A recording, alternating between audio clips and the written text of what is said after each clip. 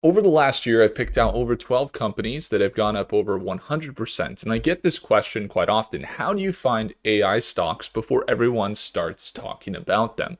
Well, you stop looking for the next NVIDIA and you start looking for the next bottleneck that you're seeing happening in the AI markets. Now, it's not this theoretical thing where the next NVIDIA, it's never going to exist. So you're not going to find the next NVIDIA, but over the dozen of AI stocks that we covered that have gone up 100% this year, I can tell you as an early investor in NVIDIA and also Tesla, I've spent years looking for these kinds of shifts before they become obvious to everyone else. And because AI has a very predictable problem, we actually have a pretty clear framework, and I'm going to be going over that in this video. So first, there wasn't enough GPUs. Then they were getting more GPUs, and suddenly you need more memory.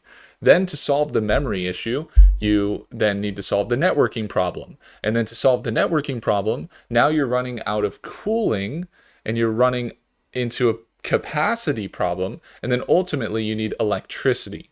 And we call this AI bottleneck ladder. That's what I like to refer to it as. And I'm going to show you the 4 steps that I use to climb the ladder to identify the individual. What are the steps called on a ladder? Rungs. Steps. I like steps. Let's use steps. And I'm going to show you the 4 steps that I use to climb it, and including these stocks like Supermicrocomputer, APLD, TSSI. There's going to be IREN.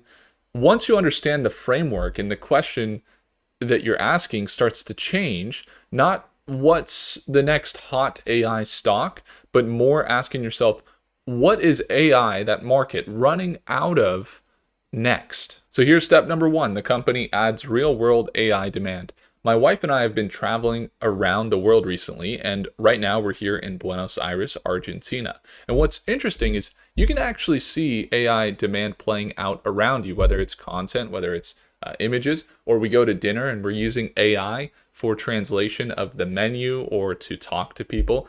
She speaks fluently, so that's not a problem. It's more me. But people are using it for travel. People are using it for shopping, for education, for remodeling their homes, because these everyday things they didn't require AI years ago, but now there's this retail demand. Now, multiply that by corporations that are deploying AI across customer service, software development, healthcare, finance, manufacturing, logistics, and you start to understand that it's not just writing emails, but the scale of the infrastructure that has to be built around it is becoming dramatic. So the chips, the servers, the cooling, the data centers, the electricity, that's the physical layer that the bottlenecks start appearing. You might not see it on your phone when you're using AI, but that's actually the moment that it starts to show up. So I'll give you an example with Argentinian power. You see, the power is probably the easiest example of why knowing the bottleneck matters. So we're filming this in Argentina. Let's use Argentina as an example. The country's electricity system isn't powered by one source. You've got natural gas, you've got other thermal generation, you've got gas providing a large portion of electricity, about 50 to 57%, but then you've got major hydroelectric, so water energy. Then you have nuclear power, which is actually pretty big here in Argentina. And then you've got growing wind and solar making up about 10 to 20% of the power generation over from Patagonia.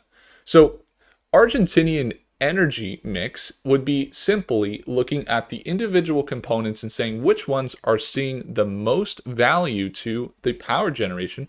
Those companies may be good investments, or which ones are starting to trend towards more expansion and starting to see more generation. Now, I like to use this setup here, for example, on Prophecy. We're building this US infrastructure where I can see all of the different data center demand, where different markets are exploding, where electricity can actually come from. And this is a big kind of step in this. And so the map that you look at is going to be key. So we can see nuclear, coal, gas, hydro, solar, wind.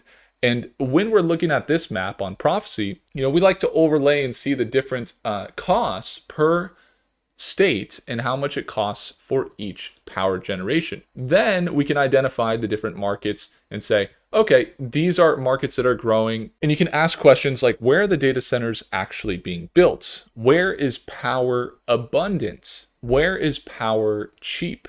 Where can additional generation be added?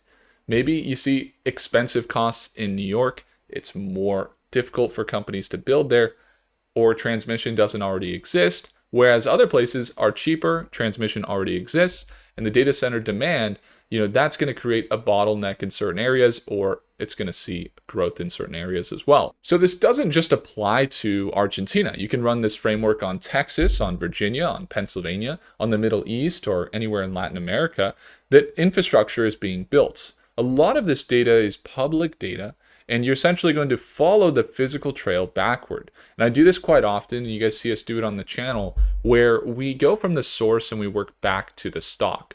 So you have AI demand, then you have these data centers. That's kind of the top. Everybody knows data centers growing.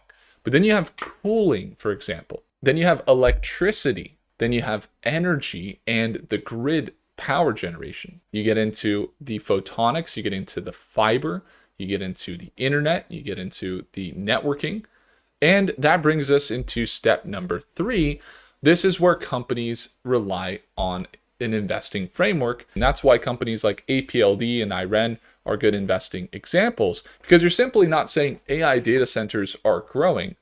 Everyone knows that. You're asking the question, who already controls something that the AI industry desperately needs that competitors can't recreate overnight? So it could be the construction, it could be the land, it could be the interconnections, the cooling technology. And the different ticker symbols that we look at for each one of those vary from Supermicro for cooling to the construction for APLD, IREN or NBIS for the cloud. Maybe it's the ability to bring all of those pieces together faster than everyone else, and that might be a full done-for-you solution.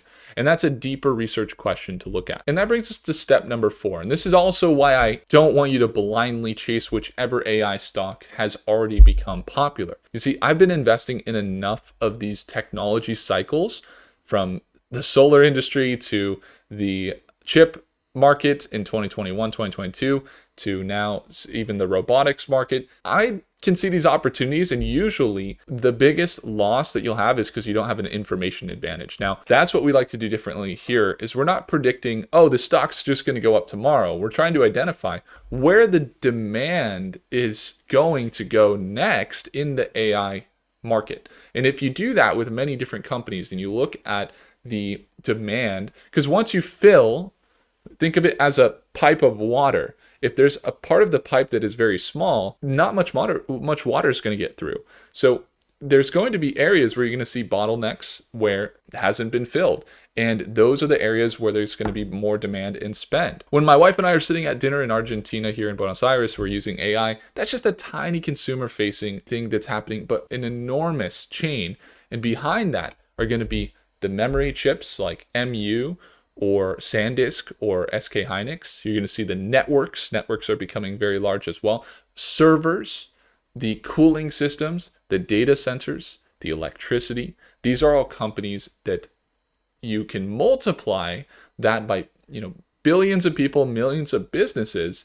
And that's why that infrastructure is going to see a lot of demand. So the easiest way to understand AI stocks is to ask one question. Once again, what is AI running out of next? Because when everybody else is looking for a bottleneck that is already super obvious, we want to be researching the next step in the ladder. So doing the research to identify the markets and identify the individual companies, and being able to have the watch list built for all of these individual markets, from photonics to data centers to semiconductors to the memory to the quantum to photonics again.